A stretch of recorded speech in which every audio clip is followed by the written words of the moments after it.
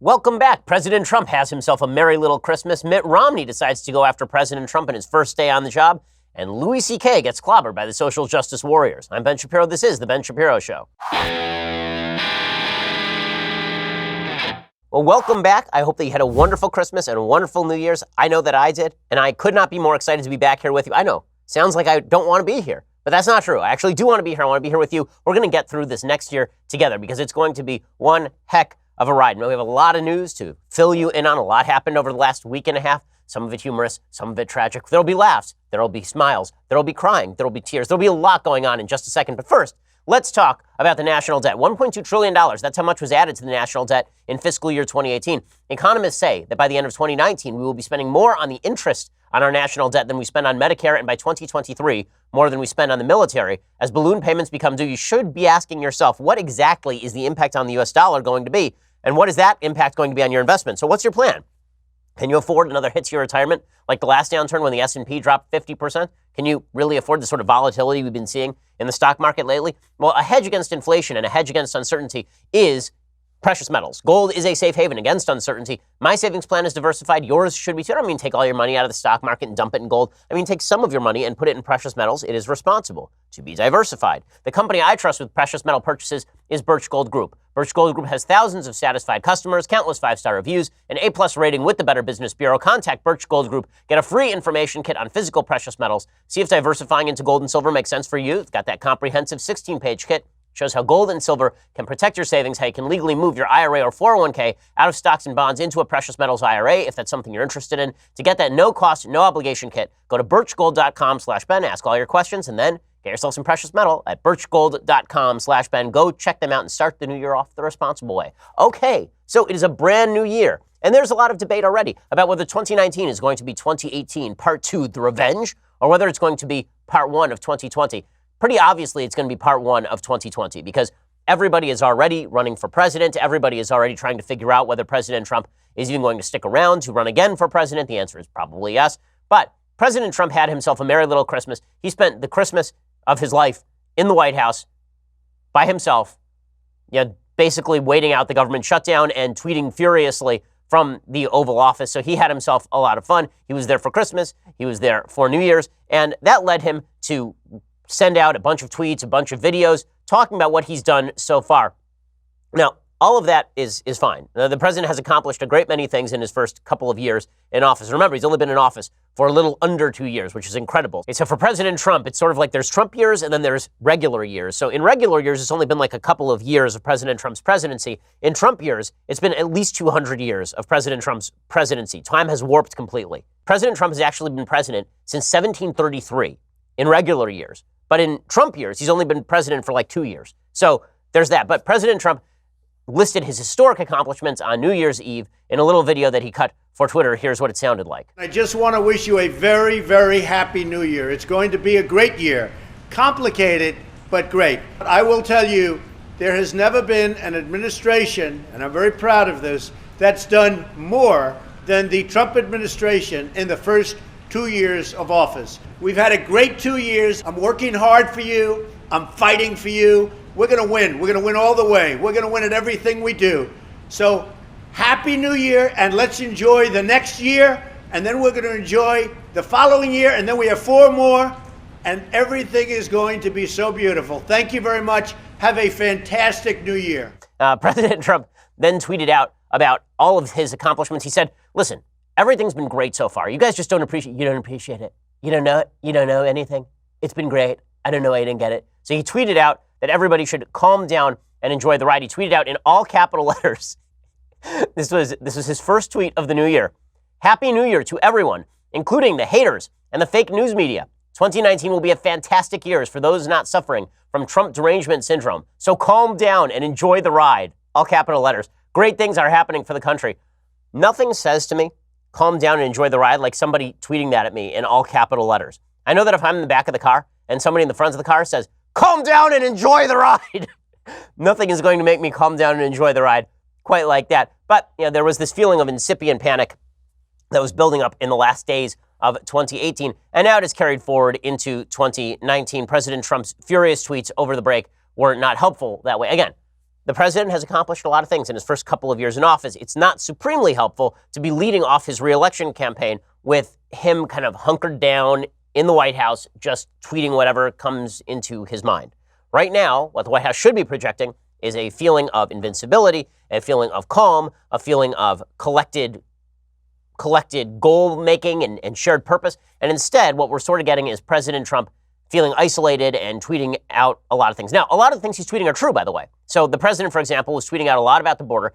Remember, we're still in the middle of a government shutdown. That shutdown was initiated by the Democrats. There's been a lot of talk about President Trump initiating the shutdown because he was foolish enough to claim on national television that he wanted to own the shutdown. But in reality, President Trump did not really initiate the shutdown. It was the Democrats who initiated the shutdown in the sense that they could just give him $5 billion for his wall and then be done with it. He'd claim victory. They'd be able to go home and sleep at night. Instead, they've decided to deny him that funding. So this led President Trump to tweet out a lot about the border wall. Now, this would be a decent use of Twitter if it were not for all of his other use of Twitter. He tweeted out, President and Mrs. Obama has a 10-foot wall around their D.C. mansion and compound. I agree. Totally necessary for their safety and security. U.S. needs the same thing, slightly larger version. Okay, well, that's fine. Everybody went nuts. How dare President Trump mention they have a wall around their home as though that's a security breach? It's not a security breach, okay? I have a wall around my home. Most people have some sort of fence around their house, especially in California. But President Trump then continued, the Democrats will probably submit a bill, being cute as always, which gives everything away but gives nothing to border security, namely the wall. You see, without the border security, without the wall, there can be no border security. The other stuff is just by comparison meaningless bells and whistles. Remember this. Throughout the ages, some things never get better and never change, President Trump tweeted. You have walls and you have wheels. It was always that way, and it will always be that way. Please explain to the Democrats there can never be a replacement for a good old-fashioned wall. Well, first of all, you can have walls and you can have wheels and you can have fire. These are great inventions of the past, and President Trump, I can't wait to hear his essay on why the invention of fire was such a useful thing. But all of this is not particularly terrible, right? The President Trump going after the Democrats on the wall stuff is not particularly terrible. It's just that the incessant nature of it is not good politics. And this is going to become an issue for President Trump come 2020. Because when it comes to the issues, President Trump has been pretty good. As I've said many times, I did not expect him to govern this conservatively when he was elected in 2016. He has governed far more conservatively than I thought he was going to.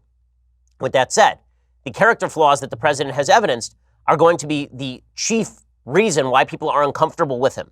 It's what's going to hurt him at the polls. It's what's going to alienate people come 2020. It's that stuff he has to get under control. And it's also where the Democrats are putting all their heavy pressure. They're putting all their heavy pressure right now on the character point. Leading that charge was General Stanley McChrystal. He's going to be on our Sunday special this week, by the way. General McChrystal was on ABC's This Week over the weekend, and he basically slammed President Trump's character. Here he was talking with the very objective journalist George Stephanopoulos. I think it's important for me to work for people who I think are basically honest, who tell the truth as best they know it. You think he's a liar? I don't think he tells the truth. Is Trump immoral in your view? I think he is. If we want to be governed by someone we wouldn't do a business deal with because their background is so shady, if we're willing to do that, then that's in conflict with who I think we are. So there's McChrystal assessed with Martha Raddatz on ABC's This Week, going after Trump's character. Now, this was always going to be Trump's Achilles heel, was going to be the character point. It has been for a very long time. Right? President Trump has never been a guy of supreme moral fiber, shall we say. And this was one of his selling points in 2016 was, you don't have to worry about me pulling my punches. I'm not going to pull my punches. I've never pulled my punches. I'm not that kind of guy. Well, he didn't pull his punches against General McChrystal either. He then tweeted out in response. And this is where, again, a little bit of wherewithal from the president would be a lot more useful than what he is doing here, because he says something pretty immoral here. He says, General McChrystal got fired like a dog by Obama. And he puts general in quotation marks and scare quotes. First of all, General McChrystal is an actual general who served 34 years in the military under some very trying circumstances. And he was fired by Obama because he was very critical of Obama's strategy in Afghanistan, because he said Obama wasn't being hawkish enough in Afghanistan. So it's not like he got fired for a bad reason. But President Trump goes off on him. He says, General McChrystal got fired like a dog by Obama. Last assignment, a total bust for a big, dumb mouth Hillary lover. Okay, which is weird. Hillary hasn't had a lover in decades. But in any case, President Trump tweeting out about how General McChrystal isn't an actual general. Obviously not a great look for the President of the United States, saying that he was fired like a dog. Again, as I've said before on the show, President Trump loves saying that people were fired like a dog. I don't know where he grew up, where dogs were fired. I've never actually seen a dog fired. It'd be weird, right? You're doing a terrible job, dog. You're fired. But in any case, President Trump says that General McChrystal was fired like a dog. Again, the point that I'm making here is a broader one, which is that if President Trump wishes to win re-election, he is going to have to convince the American people that he is actually fit for the job as a character. It's not just that he's superior to the Democrat, but now we've actually seen him in the presidency. He said before he was elected, he could be Lincoln-esque, he could be like Washington, might not be the way that he's used to working, but he could kind of grow into the office. And every day he proves on a character level that he's not actually doing that. Now, does that mean that President Trump can't win re-election? No, of course not. Democrats could win somebody radical. They could run somebody crazy. The economy could continue to be good. Circumstances could continue to benefit President Trump. Lots of things could happen. Would it be easier for President Trump if he could somehow change his character? Yes. Is that going to happen? No, it's not going to happen. And that raises a question for Republicans. And that question was really raised by Mitt Romney over the weekend. So Romney is the new incoming senator from Utah. And let's face a fact about Mitt Romney. It was Mitt Romney's defeat in 2012 that I think broke the country. Because Mitt Romney was maybe the most decent guy to run for president of the United States in my lifetime. He was as clean as the driven snow in his personal life. He was a guy who was moderate in his politics, so moderate that he had been governor of Massachusetts and well beloved by a lot of members of the left who had given him strange new respect up to the point when he won the Republican nomination. They proceeded to destroy him, slander him, call him a bad human being, and then he lost to Barack Obama in Obama's re-elect effort in 2012. And that led Republicans to believe, listen, if they're going to drag somebody like Mitt Romney through the mud, if Romney's good character and $5 would have bought him a cup of coffee in the 2012 election, then why do we need a guy of character in 2016 at all? Let's just get the nastiest guy who can throw the most punches, and let's nominate that guy. Well, now Mitt Romney is back, and he is criticizing President Trump on a character level.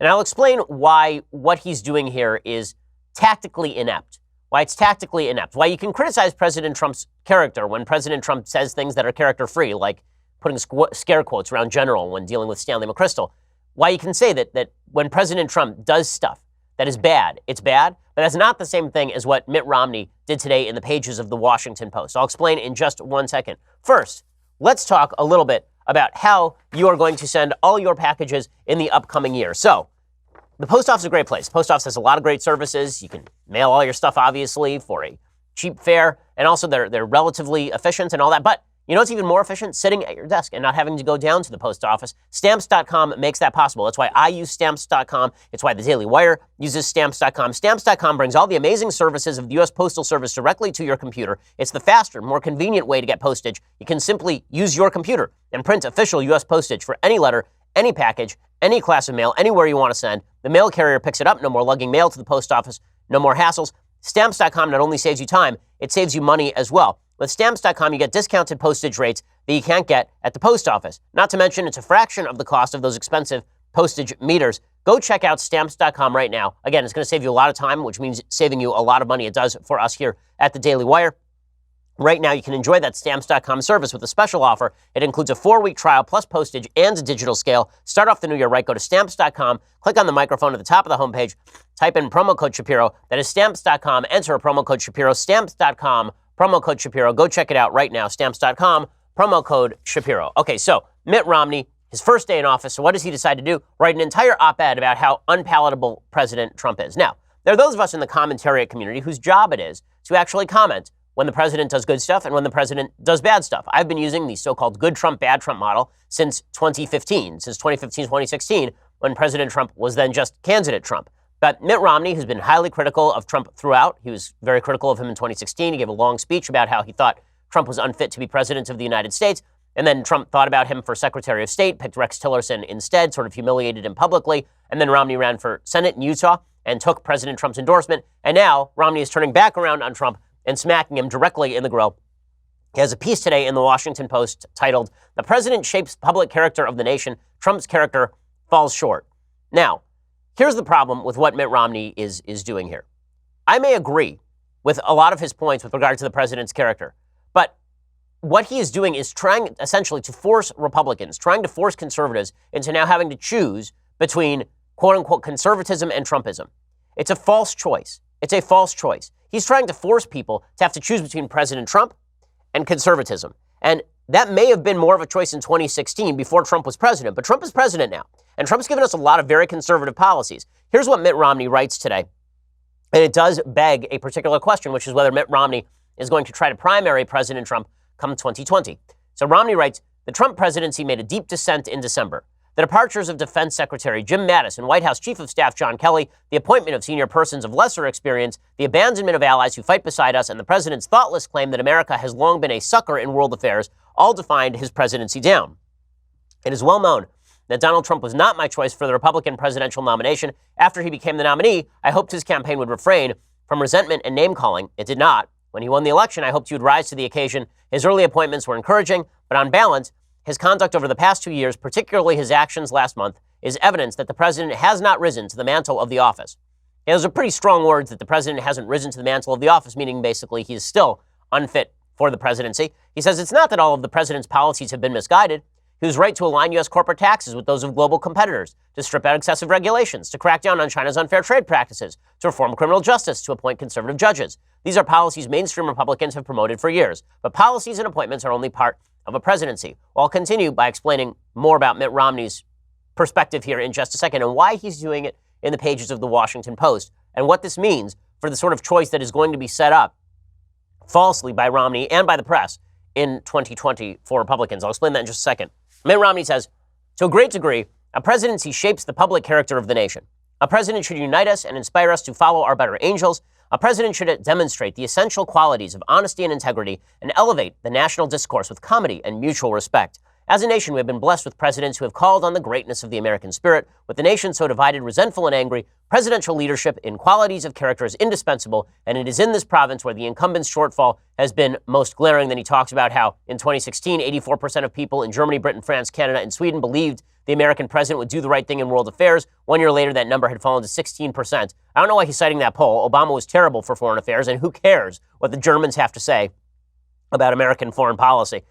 But Romney continues. He talks about America abdicating leadership, and then he talks about repairing our fiscal foundation. Basically, this piece reads like Mitt Romney is interested in running for president again in 2020. That's what it reads like. He concludes his piece by saying, I remain optimistic about our future. In an innovation age, Americans excel. More importantly, noble instincts live in the hearts of Americans. The people of this great land will eschew the politics of anger and fear if they are summoned to the responsibility by leaders in homes, in churches, in schools, in businesses, in government, who raise our sights and respect the dignity of every child of God, the ideal that is the essence of America. So first of all, I want to argue with Romney's general perception of the presidency. I don't think that the president really raises the level of the American people as a general rule. I think the American people may raise the level of the president, but the president is a guy hired to do a particular job. If you get your moral guidance from the president of the United States, I would suggest that you're looking to the wrong places. If you get your moral guidance from your teachers, from your parents, from your family, from your pastor, from your priest or rabbi, that seems to make a lot more sense to me than getting your moral guidance from Barack Obama, Donald J. Trump, George W. Bush, or anybody else in what is a public governmental office. But in any case, what Romney's doing here is really counterproductive. Now, again, this is coming from someone who's been quite critical of President Trump's character, but not in the pages of the Washington Post since President Trump became president. And the reason for that is because what Romney is actually doing now is he's setting up the possibility of a primary run against Trump. Now, there's been a lot of talk about this from a certain segment of the Republican Party, and it's a big mistake. The reason that it's a big mistake is because basically what you are now suggesting, what the media will suggest, is that a primary race between, say, Mitt Romney and Donald Trump is a race between true decency and conservatism versus the evil, evil Trump guy. And then when Trump wins the primaries, it'll be, well, look at those deplorable Republicans. They voted for Trump over Mitt Romney. Look at those terrible, terrible Republicans, those evil, terrible people who voted for the incumbent president when they were given a choice of a more decent, kinder, gentler alternative, when that isn't the actual calculus. Okay, because whoever runs against Trump in a primary is going to have to basically make three cases. They're going to have to declare that they are a person of better character than Trump, which in all plausibility will be true probably. They'll have to say they're a better representative of conservatism than Trump in 2020, which probably will not be true in terms of policy. And then they'll have to say that they're more likely to win in 2020 than Trump, which is likely to be false. And that's going to be the calculus that actual Republican voters do. When they look at 2020, they're not just going to say in a vacuum, who would I prefer, Mitt Romney or Donald Trump? they're going to look and say, Mitt Romney lost in 2012 and Trump won in 2016. So I'm more likely to vote for the guy who I think is going to win, Trump. They're going to look at Mitt Romney in 2012 versus Trump in 2020 and say, Trump has a record of appointing now, probably by that point, 100 federal judges. Trump has a record of cutting regulations. Trump has a record of rebuilding alliances in the Middle East. President Trump has a record of criminal justice reform and movement of the U.S. Embassy in Israel to Jerusalem and the rebuilding of the American military and, God willing, a decent economy. And they're going to look at all those factors and they're going to say, I'll pick Trump over Romney. But what Romney will have set up, and have done so in the pages of the Washington Post, is this false narrative that choosing Trump over a Romney or a John Kasich or somebody else in the Republican Party is just Republicans doubling down on Trump's lack of character, which is really not what's going on here. And most people accepted in the middle of 2015, 2016, what Trump was as a human being. Most people certainly since then know what he is as a human being. I don't think there are a lot of Republicans sitting around thinking that this guy is somebody you'd recommend to be your pastor, somebody that you'd recommend to babysit your kids when you go out for dinner at night. But they look at his record, they look at the fact that he beat Hillary Clinton, and they'd be likely to vote for him in a primary. But what Romney is doing here is he is setting up a narrative that the left will use to club Republicans into submission, which is that if you vote for Trump in 2020, then this is because you're a bad person. It reinforces the deplorables theme that Democrats used to their great advantage in 2016 and hope to use particularly to advantage with younger people in upcoming elections. That's bad news. And so what Romney is doing here is strategically inept, unless he believes that Trump is going to leave office in disgrace, in which case he's basically positioning to be the heir apparent and to pick up the mantle, saying, well, I stood athwart Trump all these years, and now you should hand it over to me. By the way, the chances of that happening are zero. Republicans are not handing over the party to the guy who lost to Barack Obama in his re-elect effort in 2012. It's not going to happen. The general feeling among Republicans about Romney is that Romney's a perfectly serviceable, nice fellow who lost to Barack Obama and is really milquetoast and is spending more time ripping Trump these days than he is going after Democrats. That's the general perception among Republicans. Now, that's not to say that there aren't problems with the Republican view of Trump in certain quarters. I think there are problems. For example, today, Jerry Falwell did an interview in the Washington Post that is not great. I'll explain that in just 1 second. But first, let's talk about a present that you should get for somebody this new year, and for yourself, honestly. And is the gift of an awesome timepiece. I'm talking about a watch that is classic and minimalist looking. I'm talking about a watch that I wear pretty much every day. The Movement watch. Okay, MVMT watches are just fantastic. They are not designed to tell you how many calories you've lost or how many steps you've taken. Instead, they're designed to tell you the time and to do so in a classy looking way. It looks like a really expensive watch, and instead, it is a relatively inexpensive watch. This kind of watch is going to cost you $400 or $500 at the department store. Well, if you get it from mvmt.com/Shapiro right now, you can get it for like $100. And these watches are just great. Okay, I'm all about supporting ground-up entrepreneurs who work hard for what they want, which is why I love Movement. They're a true success story, and it makes wearing their products a lot more meaningful. Again, these watches are all about looking good. They start at like $95. You're looking at $400 to $500 for the same quality at a department store. Clean design, minimal, really quality products. Movement has sold almost 2 million watches in over 160 countries. Get 15% off today with free shipping and free returns by going to mvmt.com/Shapiro. I love my Movement watch. I've got 2 of them. My wife has a Movement watch. My mom has a Movement watch. My dad has a Movement watch. There's a reason I get Movement watches for everybody, not just because they're a sponsor, but also because they're great. mvmt.com/Shapiro. Go check them out. They're always adding new styles. mvmt.com/Shapiro. Go join the movement. mvmt.com/Shapiro. Go check it out right now. Speaking of the attempt to paint Republicans as bad characters, Jerry Falwell Jr., who is the head of Liberty University, a great institution. I love the students at Liberty U. I spoke there last year. It's really a fantastic, fantastic place. But Jerry Falwell Jr. is doing a poor job of representing Republicans when it comes to President Trump, particularly, again, playing into the narrative that Republicans don't need. So as I say, going forward to 2020, the narrative that would benefit Republicans is President Trump changes character. Barring that, the narrative that Republicans are going to want to push is, you may not like President Trump's character. I may think that he's a bad character myself. But is he getting the job done? So far, the answer is yes.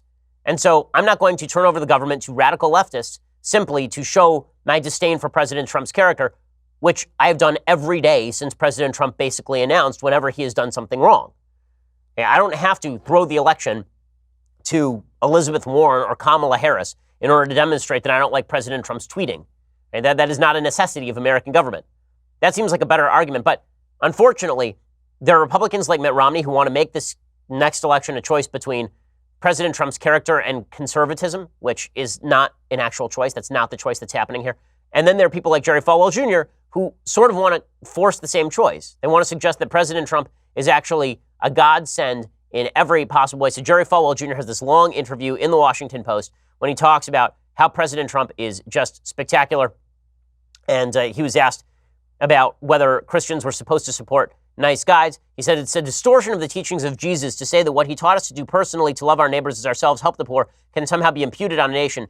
Jesus never told Caesar how to run Rome. He went out of his way to say that's the earthly kingdom. I'm about the heavenly kingdom, and I'm here to teach you how to treat others, how to help others. But when it comes to serving your country, you render unto Caesar that which is Caesar's. Okay, I have a real problem with this basic idea, which is that it's an Augustinian idea, this city of God, city of man distinction, and it's not quite as firm as Jerry Falwell Jr. is making it right here, which is basically that Christians have no say in how the nation is to be governed. That render unto Caesar what is Caesar's means that Christians should have no care about the character of their leaders is a very weird contention. And then he talks about how there's literally nothing that President Trump could do that would endanger his support. That's an amazing statement. Again, people of principle should always say the answer is yes. There's always stuff that Trump could do to endanger my support. Right? He endangers my support every day when he picks up, when he decides to do something unpalatable. Right? You should feel the way about every politician, by the way, even politicians that you love. Politicians that you love should endanger your support every time they go out every day, because one pretty fundamental element of faith is that you should have faith in God, but not in man. To say that nothing President Trump could ever do would endanger your support is an amazing statement from a Christian leader. But this is, again, reinforcing a narrative that the left wants, which is that it's either total fealty to Trump or conservatism and decency. That's a false choice, and it's not a real choice, and it's not what's really going on right here. Again, I think that Jerry Falwell Jr. does a disservice when he does interviews like this. And again, this is the narrative that Democrats are going to try to push in 2020. Now, the good news for Republicans is that Democrats are going to have a really tough time pushing this particular narrative in 2020 because they've become so radical themselves. So the narrative Democrats want in 2020 is the reverse narrative of 2000. In 2000, it was 2 years after the Clinton impeachment scandal and the Monica Lewinsky stuff, and President Clinton was out of the picture, but Al Gore was now running for the White House, and George W. Bush was running on the basis of bringing character back to the Oval Office. It's the same thing that Jimmy Carter did in 1976 when he ran against Gerald Ford. It's time for us to bring character back to the White House. That's usually a pretty successful tack. But in order to make that claim, you actually have to be some semblance of normal and moral. And the problem for Democrats is that there aren't too many candidates in their ranks who are anything remotely resembling normal and moral. The latest case in point is Elizabeth Warren. So Elizabeth Warren she declared over the weekend that she wants to run for president, which is a shock to precisely no one. She'd been sending smoke signals from her wigwam about it for legitimately years at this point. So she announced that she would be running for president, and then she said she was going to build a grassroots campaign and that she would be wandering the plains in search of both Buffalo and voters. Here is Senator, very Native American, Elizabeth Warren, talking about exploring her presidential run in front of a garage before the assembled Boston media. Right now, Washington works great for the wealthy and the well-connected. It's just not working for anyone else. But I am optimistic. I believe in what we can do together. I'm going to build a grassroots campaign. It's already got people from all across this country who are going to be part of it, and together we're going to make change. And if people out there see it and want to be part of it, I hope they go to elizabethwarren.com and join us, because this is how we're going to build the movement that will change America. She is inspiring. I mean, it's like her campaign manager went out there and said, okay, we want Hillary's campaign without the name recognition or the charisma. Let's do that. Let's just make that happen right there. I mean, it was so bad, her presidential announcement, that not only did she have to avoid a question about her DNA and her Native American ancestry, which she did, she also she tried to be a cool kid. I'll show you the cool kid thing in a second. Here was Elizabeth Warren being asked about her Native American DNA. This is why the Democrats are going to have a little bit of a tough time arguing character against President Trump, because they can't even get their own party on board with saying it's okay to be of a particular genetic ancestry. The reason Elizabeth Warren has to pretend to be Native American is because she doesn't rank high enough on the intersectionality scale for Democrats to care about her. That's what's happening here. She's out Bernied by Bernie Sanders. She's out Obama'd by Beto O'Rourke. And she is out intersectionality by Kamala Harris. So she really has no path here, right? She's not diverse enough. She's not radical enough like Bernie Sanders. And she's not charming enough like Beto O'Rourke. And so she is kind of forced into this weird corner where two years ago she was a hot thing, and now she's a nothing. Here's Elizabeth Warren dodging the DNA question. I worry about electability. I worry about a campaign more about Native American ancestry than the middle class. Look, I'm in this fight because I understand what's happening to working families. I grew up in a paycheck-to-paycheck family, and my big chance was a commuter college that cost $50 a semester. I run for office because I'm grateful down to my toes for the opportunities that were given to me, and I am determined that we will give those same opportunities, not just to some of our kids, but to all of our kids. I'm sure she's going to just blow Trump out of the water with that kind of character and charisma, I'm sure. My favorite part of her campaign is that she opened up by then doing an Alexandra Ocasio-Cortez style Instagram. So AOC, we will call her AOC because that's the thing now, right? We've got Notorious RBG, we've got AOC, we've got all of these initialed political leaders. But AOC does these political Instagrams where she cooks like Instant Pot recipes while taking questions from her mailbag. My Instant Pot recipe would basically be cereal and milk, by the way, if I were to do an Instagram like this. But in any case, I love that Elizabeth Warren, she's basically the Steve Buscemi character from Saturday Night Live, How Do You Do, Fellow Kids? Right? She's walking into the Instagram, and she is now doing Instant Pot recipes while in her kitchen while drinking beer. I don't know if you remember in 2016, Hillary Clinton went to Cedar Rapids, and she had like a can of some sort of juice or something. She said, "I'm just chilling in Cedar Rapids." Well, here's Elizabeth Warren doing that. I'm going to get me a beer. My husband Bruce is now in here. You want a beer? No, I'll pass on the beer for now. You sure? Come over and say hello to folks. Yes. So, this is my sweetie. Hello. And I'm crazy about her. I love you. I love you too. Thank you for being here. Pleasure. I'm glad you're here. Yeah, enjoy your beer. Who else have we got? Kenny? Is that right? Kenny and the boys?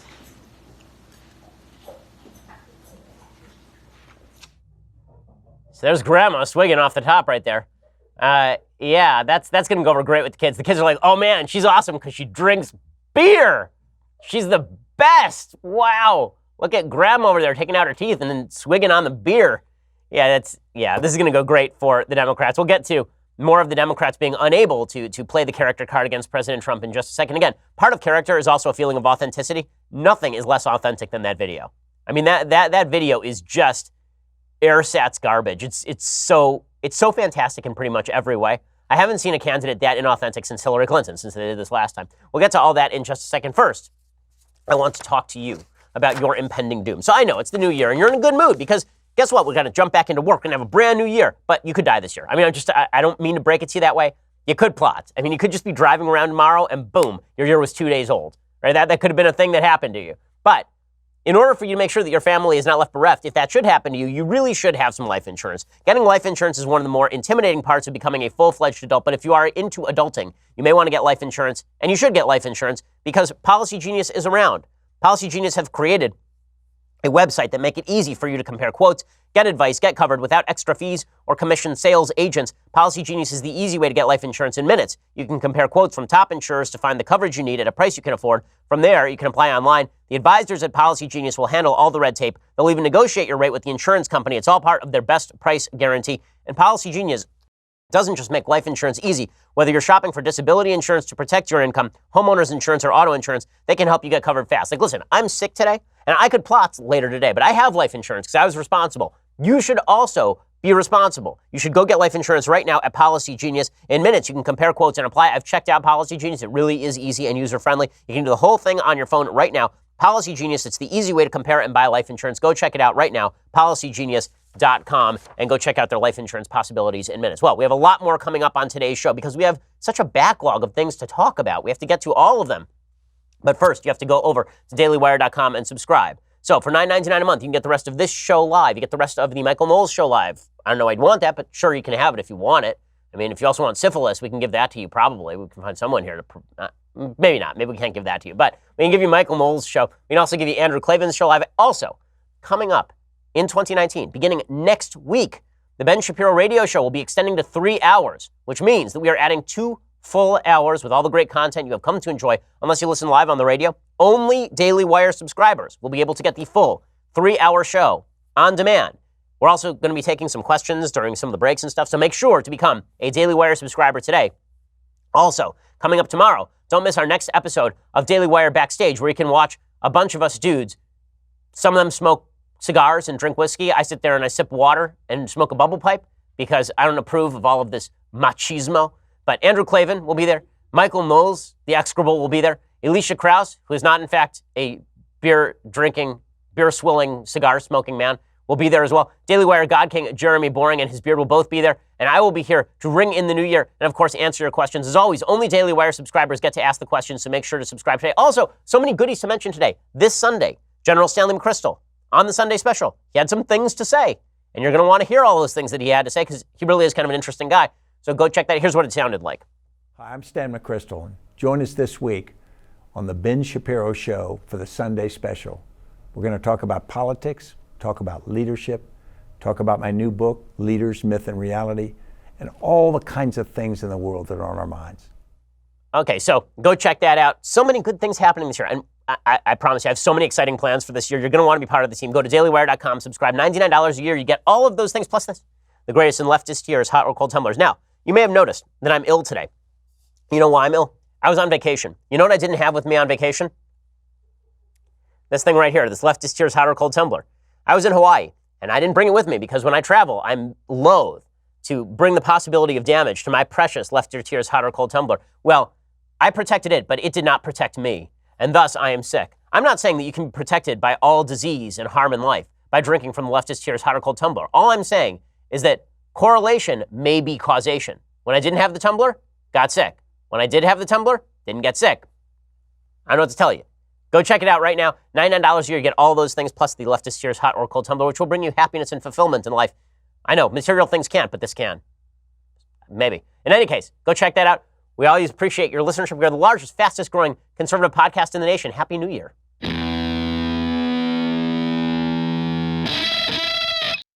By the way, if Elizabeth Warren had actually had a drink of beer from the leftist tears, hot or cold tumbler, would have made her video a lot cooler. So Elizabeth Warren going to have a tough time running against President Trump. And meanwhile, the Democrats are busy clubbing each other with bricks over the 2020 nomination. Every Democrat on planet Earth wants to run. Governor Jay Inslee of Washington State. Who? Yeah, I know. He wants to run. Eric Swalwell. Who? Yeah, he wants to run. Eric Garcetti, the horrible, horrible mayor of Los Angeles, wants to run. Like, name a Democrat, and that person probably wants to run for president. The top three candidates right now on the Democratic side are pretty obviously Joe Biden, Bernie Sanders, and Beto O'Rourke. I think that O'Rourke wins the nomination if I had to predict it right now. He's the one with the momentum. He's the only one of these guys who's charming. He's got the press behind him. I mentioned before the break that I think that Beto O'Rourke is the only candidate who has the possibility of sort of unifying the various parts of the Democratic Party. But the problem for the Democrats is that while they are running on character issues against President Trump, politics sometimes betrays character. And when the Democrats go so radical on politics that they seem wildly out of kilter and off base, when they seem like they're not in touch with the American people, people take that as a character critique too. And so it doesn't help them when their top politicians are saying things about climate change like this. So Bernie Sanders, the socialist loon bag from Vermont, he tweeted out the other day, "We must look at climate change as it was a devastating military attack against the United States and the entire planet. We must respond accordingly." Well, I mean, if Bernie Sanders has, well, I guess that means that we would surrender. Right? If there were a devastating military attack against the United States, I guess Bernie Sanders' take would be that we should surrender to global warming. But in any case, this is, if the Democratic pitch is President Trump is immoral, we have to treat it being hotter outside the same way that we would treat a military attack by nuking the power plants, like by shooting the sun. I'm not sure what he's recommending there. That's going to be a bit of a hard pitch. He's not the only one saying this. This is the new Democratic pitch. Their moral case, their political moral case, is that President Trump is not just a man of little character, which, again, I think is a case that can be made. The case that they are going to try and make is that President Trump is immoral in his politics. And the way they've been making that case has been really awkward because they've been making the case that he's immoral because he wants a wall, which is patently not immoral. In fact, it's a good idea to have some sort of border barrier to prevent people from illegally immigrating into the United States. And now they're trying to make the case that President Trump is almost a Hitlerian character because he doesn't care enough about climate change, an issue about which most Americans don't care. Jerry Brown, our senile governor of California, who's been governor since approximately 1833, legitimately, he's now 1,211 years old.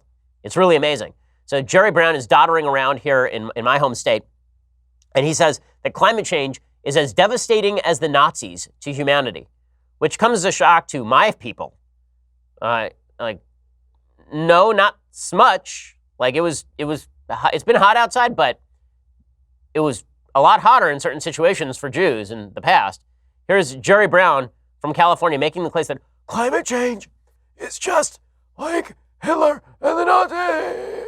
I would point to the fact that it took Roosevelt many, many years to get America willing to go into World War II and fight the Nazis. Well, we have an enemy, though different, but perhaps very much devastating in a similar way, and we got to fight climate change, and the president's got to lead on that. Okay, so it's just like Roosevelt mobilizing America for World War II is just like the president mobilizing America to fight global warming. If this is the moral case the Democrats are going to make, they're going to have a tough time. So here's the thing. In the late 90s, Americans basically came to the conclusion that you could divorce character and politics, that President Clinton's character and his politics were completely separable, that you could get good policy out of a guy who's a bad person. And most Americans basically learned to agree with that because then we got a good character in the president, George W. Bush, who most Democrats decided was evil on policy. So you had what Democrats decided a bad character with good politics, Bill Clinton, and then a good character with bad politics, George W. Bush, and then in the view of Democrats, a good character with good politics in Barack Obama, and then a bad character with bad politics in President Trump, right? That's the view of Democrats on the various presidents that we've had over the past 20 years. What that means is that character and politics are separable. Well, if character and politics are separable, then Donald Trump can be a bad character and also be a pretty good president. But according to Democrats, they have to make the case that he's also a bad character on politics, and if the most solid case they have is that he is not intersectional enough, or that he doesn't pay enough attention to climate change, or that he is insufficiently kind to illegal immigrants, that's going to be a bit of a tough case. Okay, meanwhile, I have already dubbed what this year is going to be. So I think that the year 2019 is going to be the year of the wokescold. Okay, not wokesgold, wokescold. So we now live in an era in which the left insists, and this is where the radicalism of the left really comes to the fore in cultural and political terms, that we rewrite biology, language, religion, politics, art. All of these things must be rewritten so that we all stay woke. And if you refuse to abide by these new moral strictures of the left, then this makes you immoral. This is why so many people have reacted to President Trump's character failings and said, okay, whatever, at least he's not trying to tell me what to say or what to do. You guys are trying to tell me what to say and what to do. You're the new Puritans, except the Puritans actually were trying to promulgate some decent social policy once in a while.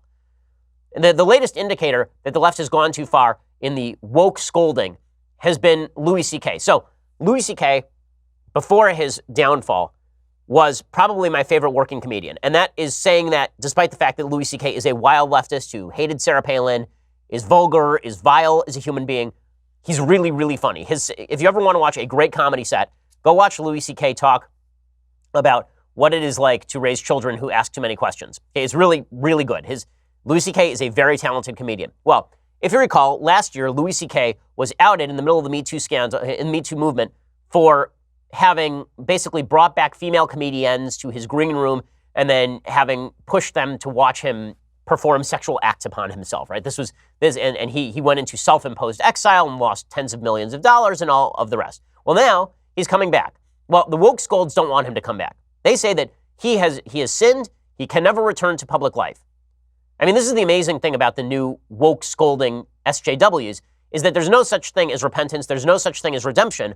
If you sin against them, then you must be cast out into the nether regions forever, unless you are sufficiently wildly leftist, like Kathy Griffin, then maybe you get to come back. In any case, Louis C.K., who is indeed a wild leftist, was never supposed to come back, but now he is coming back, and he did a comedy set the other night. And in this comedy set, he made some jokes. Now, Louis C.K.'s brand of comedy has always been transgressive. And we were told by the left for years that transgressive comedy was a social good. Like George Carlin, social good. Richard Pryor, social good. Blue comedy, great. Right? All of these violated barriers, violated taboos were good for society because they awakened us to our own excesses and hypocrisies. And well, Louis C.K. comes back and he does a couple of jokes.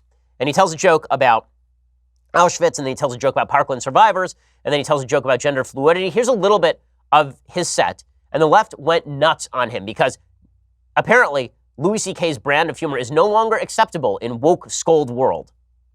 I loved New York for 20 years. Now I'd rather be in Auschwitz. Honestly, I would. I mean Auschwitz now, not Auschwitz. Not back then, I mean Auschwitz now. And I was kind of excited to be in my 50s and see people in their 20s and be like, they're crazy.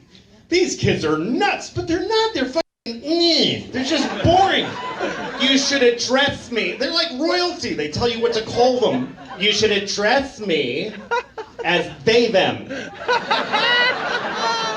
Because I identify as gender neutral. Oh, okay. I don't know. They testify in front of Congress, these kids? Like, what the fuck? What are you doing? You're young. You should be crazy. You should be unhinged. Not in a suit saying, I'm here to tell, fuck you. You're not interesting. Because you went to a high school where kids got shot? Why does that mean I have to listen to you? How does that make you interesting? You didn't get shot. You pushed some fat kid in the way, and then now I gotta listen to you talking? Okay, so everybody's going crazy. How dare he make these jokes? Well, because he's a comedian. That's what he does. Are the jokes taboo and transgressive? Yes, but that's his whole shtick. Go back and watch his comedy routine 3-4 years ago. It's probably now 6 to 10 years ago, in which he talks about, where he says, of course, but maybe. It's a great comedy routine where he talks about all these things that we now consider deeply immoral, but maybe they're not, right? He talks about how, of course, we should make sure that kids who have peanut allergies are never exposed to peanuts. But maybe if we just let them all be exposed to peanuts, then peanut allergies will be a thing of the past in one generation, right? He's been doing this sort of transgressive comedy his entire career. The left has decided he must be scolded out of existence. Well, and then they say we have to redefine comedy, where Louis C.K. is no longer funny. But you know who's seriously funny? Samantha Bee. Samantha Bee and Hannah Gadsby. The best kind of comedy is the comedy where you don't laugh ever. See, what we've been doing wrong all these years is defining comedy as funny things, when in reality, the only thing that's funny is that we ever considered comedy funny at one time. The real comedy is you being lectured on why you aren't enough of a woke person to make those kind of jokes. That's real comedy. True comedy is that. Okay, if this is the way that the left wants to promulgate culture, they are going to lose. Okay, this is the real downfall of the left. They can attack President Trump's character as much as they want. But if I have a choice between listening to the dopes who think that Louis C.K. shouldn't be able to make a taboo joke and Donald Trump tweeting like a moron from the White House, this is not a choice for me. This is a very easy choice for me. If that's my only choice, right? If it's just a black, white, one or the other choice, I don't think you should have to choose either. But if you want to choose one or the other, you think I'm going to turn over the country to people who think that Louis C.K. should be forced to tell knock-knock jokes? You think I'm going to turn over the country to a bunch of people who say that Louis C.K.'s jokes now are deeply inappropriate when 10 years ago, the same people were cheering them on when he was like ripping into Sarah Palin and calling her a C-word? Sorry, not going to buy it. You think I'm going to turn over the country to a bunch of people who have to cancel their own marches because they're not intersectional enough? In Northern California, there was a women's march. Okay, and the women's march in Northern California had to be canceled because it was too white. I'm not kidding you. They actually canceled their own women's march because they said there were not enough black people in it. This is according to it's Annie Weinstein of the San Francisco Chronicle. Northern California Women's March canceled for being overwhelmingly white. They said the decision came after organizers and supporters of the movement noticed participants over the years had been overwhelmingly white in lieu of the march, which was originally set to take place on January 19th. Organizers will discuss a way to broaden cultural representation going forward, the committee wrote in a statement. Instead of pushing forward with crucial voices absent, the organizing team will take more time for outreach. You think I'm going to turn over the country to a bunch of people who think that you can't do a march if people aren't of the right color? Like that sounds great to me. And then turn it over to the anti-Semitic women's marchers who won't march unless there are more black people, and the people who think that Louis C.K. is terrible and that Kevin Hart is terrible. They'll come for Bill Burr next. You know they're coming for Bill Burr next, right? They'll come after Joe Rogan. Everybody who you find funny or interesting will eventually be destroyed by the wokescolds, and that's what this year is going to be. And President Trump should only be hoping and praying that if that actually happens, that it will propel him to victory again in 2020. Because the reaction to cultural woke scolding is people in politics saying, you know what, I'm not going to be scolded by these people. I'm just going to vote for whomever is most likely to break things. That's where this is going. The people woke, it's really funny. The people on the left think that Elizabeth Warren running for president is what's going to stop President Trump or Bernie Sanders or Beto O'Rourke.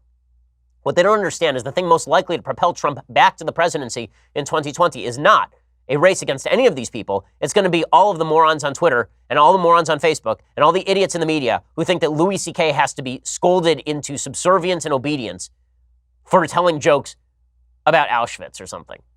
Like that's what's driving people up a wall. Okay, time for some things I like and then some things that I hate. So, things that I like this week. So, There's a guy, really, really talented artist named Mike Miller, and he was the lead artist on the Injustice series from DC Comics. Well, now he's gone independent, and he has a new project called Lone Star, Heart of the Hero, and it's really worth checking out. You can go check out his Indiegogo. What's really cool is that when you do his kind of upper-level Indiegogo fundraising, you can actually send copies of this new comic, Lone Star, to the troops. You can send a minimum of 5 copies to troops around the world via the USO. Go check them out right now at Indiegogo.com. Here's a little bit of the art. It's just beautiful. Go check out Lone Star from Mike Miller. Lone Star Squadron,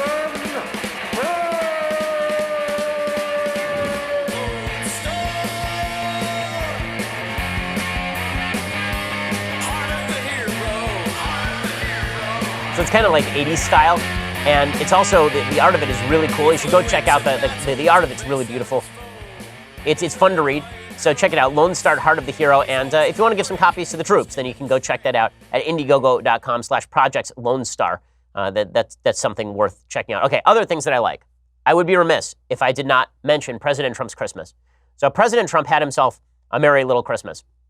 And I will admit that I sent this clip to probably 15 people on Christmas Eve, wishing them Merry Christmas. Why?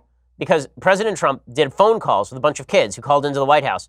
And one of these kids was a 7-year-old girl.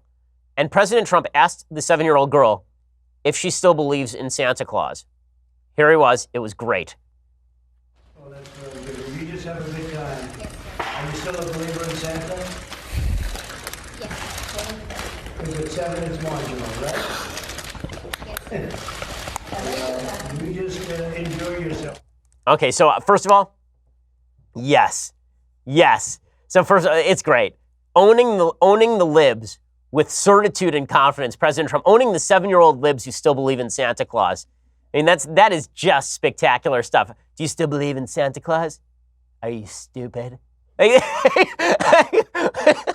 he's saying it to a 7-year-old. It's kind of borderline, right? Like, what happens if she's like, yeah, I still believe in Santa Claus. Like, oh, okay.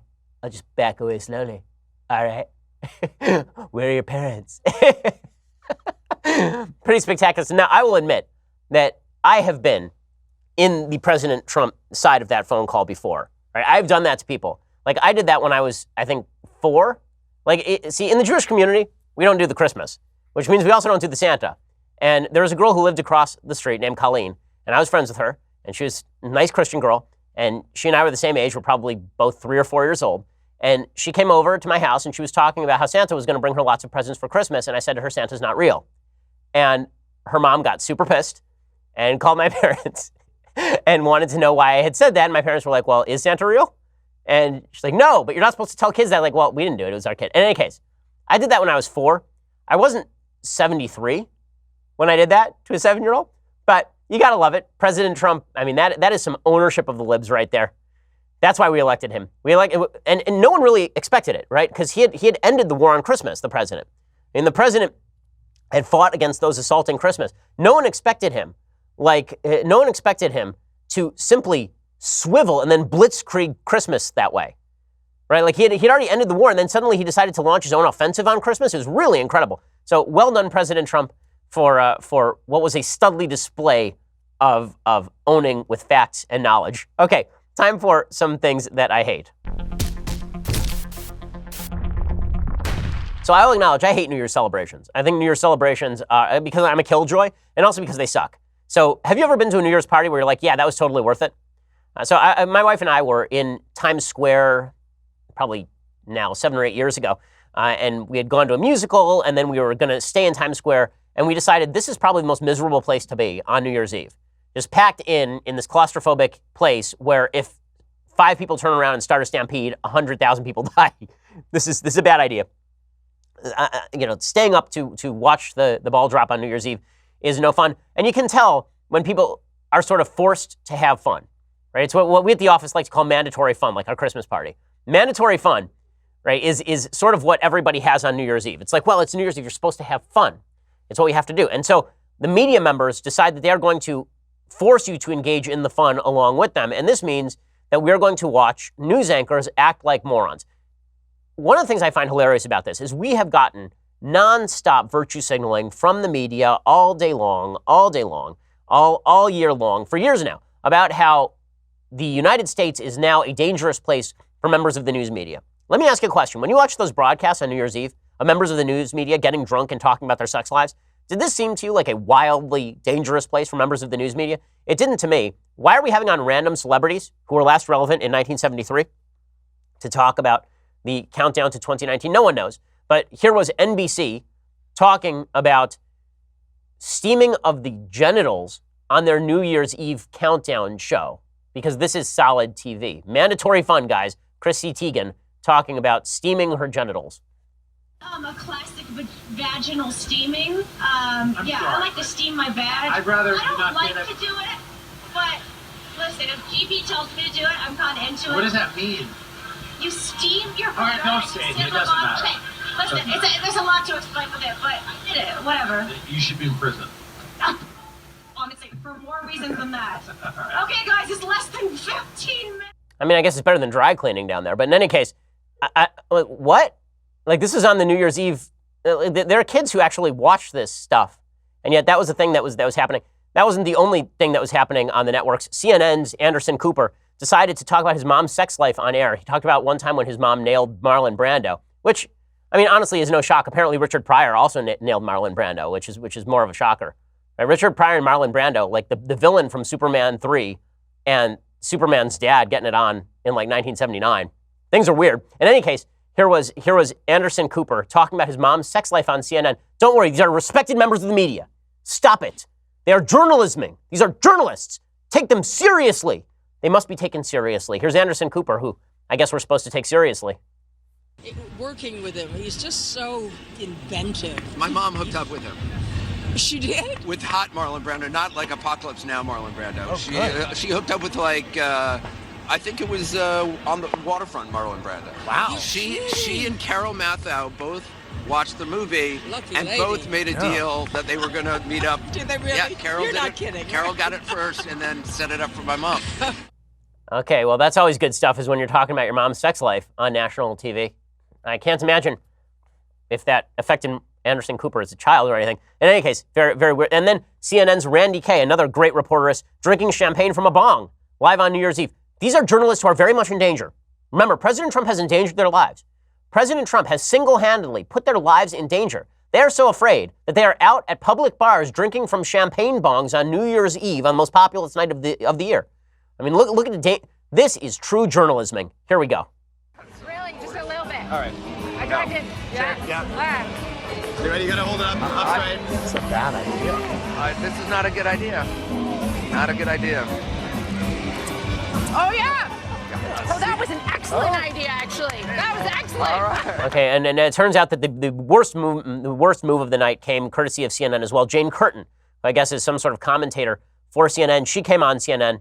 Don't know who she is or which crypt she crawled out of, but she says that she has a New Year's resolution to ensure the GOP dies. Great. Fantastic stuff, guys. My New Year's resolution is to make sure that the Republican Party dies. Wow, that's so funny. That's like amazing. Wow. So she's a comedian sometimes, I guess. She was referred to as the Queen of Deadpan and was included in a 1986 list of the top primetime actors and actresses of all time. Awesome. Thank you, Wikipedia. So, yeah, the media doing yeoman's work each and every day to remind us why they are in the positions that they are. But we're supposed to take them seriously, but we're not supposed to take President Trump seriously because they're serious people and Trump is not a serious person. Okay, well, we'll be back here tomorrow. Now, let me remind you, it is a brand new year. It's going to be a long year. It's going to be a hard slog. We're going to be here with you every step of the way. We're going to be enjoying, having fun, breaking it all down for you. And we can't wait to do it because it's going to be a blast. See you tomorrow. I'm Ben Shapiro. This is The Ben Shapiro Show. The Ben Shapiro Show is produced by Senya Villarreal, executive producer Jeremy Boring, senior producer Jonathan Hay. Our supervising producer is Mathis Glover, and our technical producer is Austin Stevens. Edited by Alex Zingaro. Audio is mixed by Mike Caramina. Hair and makeup is by Jesua Alvera. The Ben Shapiro Show is a Daily Wire Forward Publishing production. Copyright Forward Publishing 2018.